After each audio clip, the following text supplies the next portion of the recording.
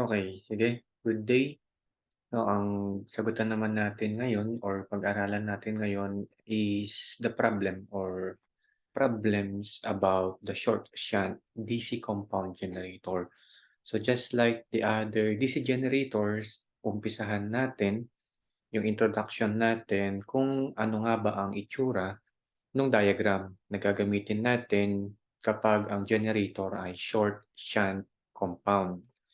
So una, siyempre from the word shunt generator, so nandoon pa din naman yung simple shunt generator.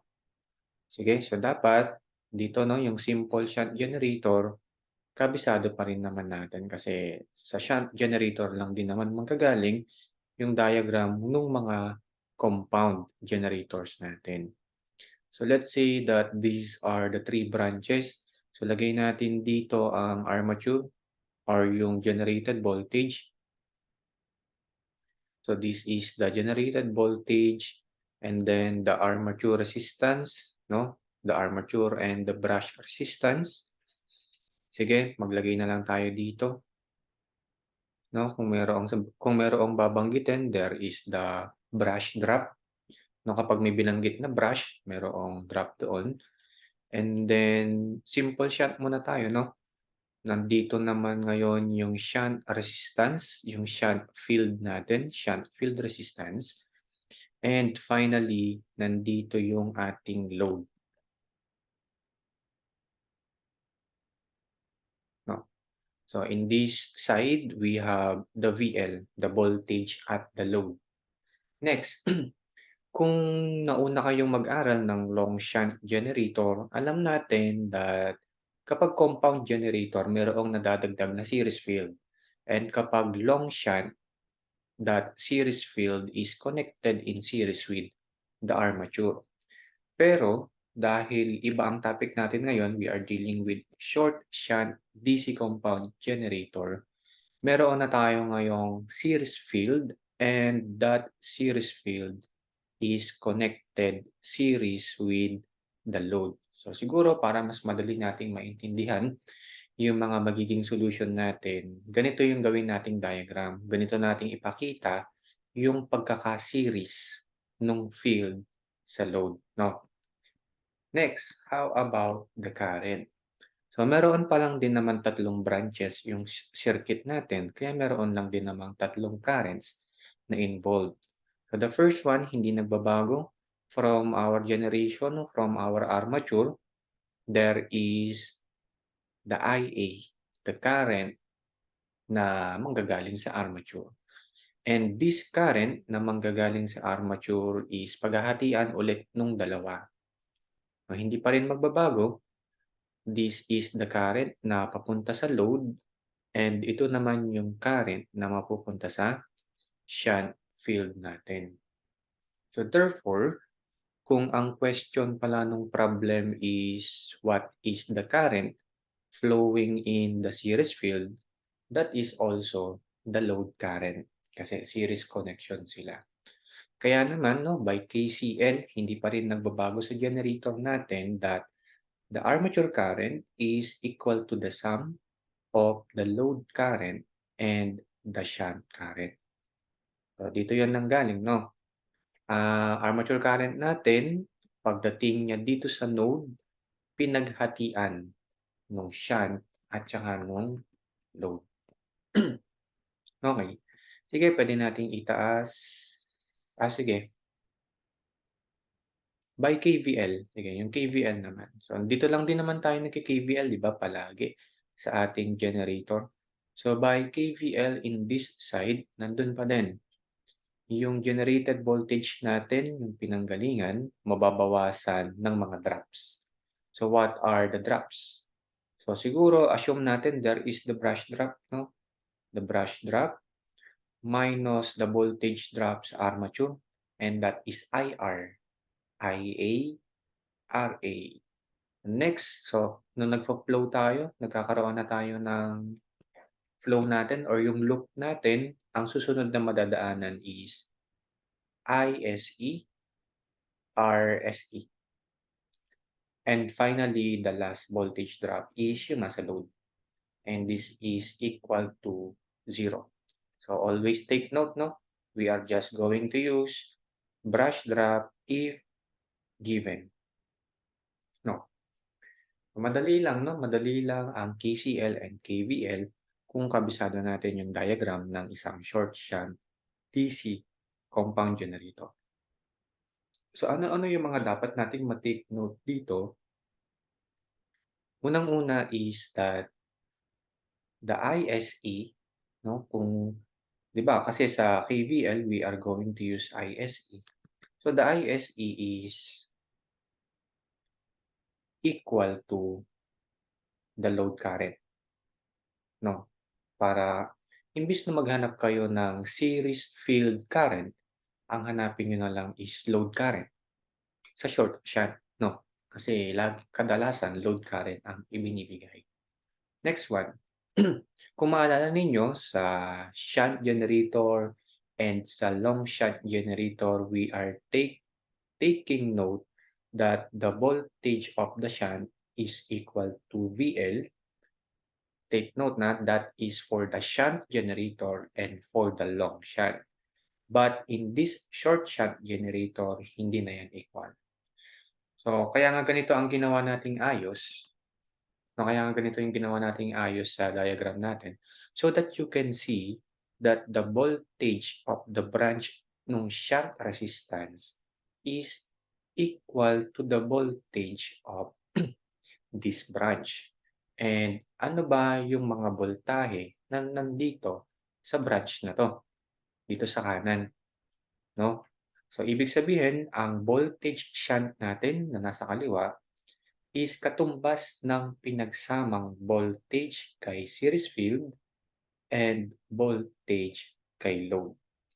So, you must take note of that part pagdating sa short shunt generator.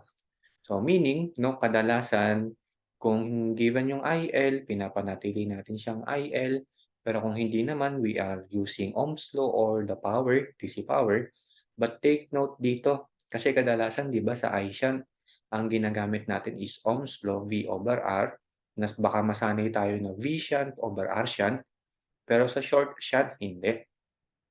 Ang V over R natin dito sa ISH must be the voltage kay series plus the voltage of the load divided by R shunt. So this must be your solution pagdating sa I shunt.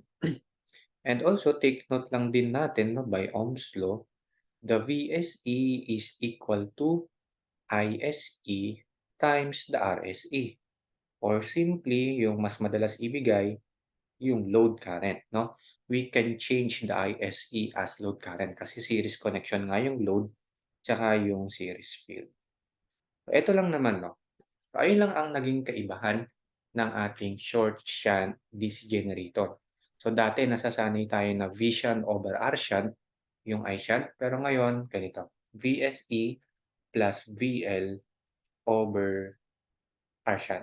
Dati nasasanay tayo na VL over R shunt, no? VL over R shunt yung ginagamit natin.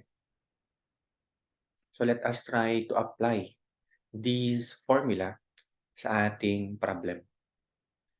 So we have the short shunt compound generator. So para hindi na ganong malakas sa time, siyempre i-assume natin na kabisado nyo na itong diagram ng ating short shunt DC compound generator.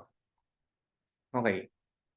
So, meron daw dinideliver na load current, 30 amperes. So, ito yon.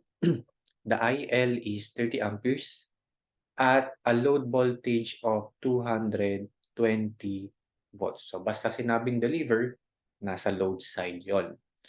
And meron daw siyang armature, series field, and shunt field resistances given respectively. So, ang unang binanggit is armature and that is 0.05. The second one is the series field and this is 0.3. Lastly, our shunt field is 200 ohms. Calculate the induced EMF and the armature current and allow 1 volt per brush. Okay, so siyempre ilagay na din natin.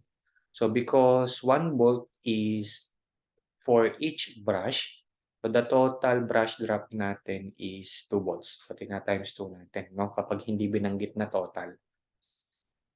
So calculate the EG and also calculate the IA 'no. Siguro unahin natin ang KCL. Nasanay naman tayo 'di ba na inuuna natin ang KCL. So for KCL gano'n pa din 'no, that IA is equal to the load current plus the shunt current. So this will be equal to the load current is already given plus, no, for the sake of our lecture, no, consider pa rin natin, sulat muna natin yung solution natin.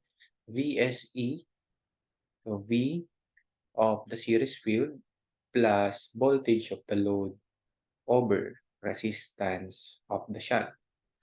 But take note, no, alam natin yung voltage of the load, the ISE or the VSE is also IL times the RSE. So nasa note natin yun for the series field. Diba? For the short shunt generator, we have IL times RSE. So I think we can substitute those values na. So 30 plus the VSE is the product of the IL, which is 30, and the RSE is 0.3. And then the voltage of the load is 220 volts. And then the resistance of the shunt is 200. So 31.145 ang nasa key answer natin. So let us check. So 30 and then 30 times 0.3 plus 220 over 200. So 31.145. So 31.145 amperes. So we already have siguro 1 point, di ba, for the armature current. And then secondly, the KVL. Ito yung KVL natin, pero sige, sanayin natin yung sarili natin na gumagamit ng diagram, no? In order to create the equation of our loop. So from the EG, there comes the voltage drop kay brush and the voltage drop to the armature. And also, nung pinagpatuloy natin ang loop, nandoon pa din ang voltage drop ni series field. And finally, the voltage drop of the load. So therefore, if we will be solving for the EG, pagsasama-samahin natin lahat ng voltage drops. So the first voltage drop is the 2 para sa brush. I-add natin yung voltage drop kay armature. So that is IA, so 31.145. And then the RA is 0.05 plus the voltage drop kay series field. So we all know that ISE is also the IL, kaya 30 din siya. And then the RSE is 0.3. And finally, let us add 220 volts, which is the voltage of the load. So 2 plus 31.145 times 0.05 plus 30 times 0.3 and then plus 220. So 232.56 volts. So 232.56 volts. So this is our EG. That is a short problem. And again, engineers, students, ang kaibahan ng short shunt kay long shunt. Si short shunt, ang series field naka-series kay load. Si long shunt, ang series field naka-series kay armature. Kaya pinakita nating mabuti na mas madali nating makita na kung iko-consider natin yung voltage na nakay shunt, ang katumbas nun is yung pinagsamang voltage kay SE at saka kay load. So ayun kasi ang malinaw na kaibahan ng short shunt solution sa ating long shunt solution. So I hope this gives you a clear explanation about the short shunt DC generator.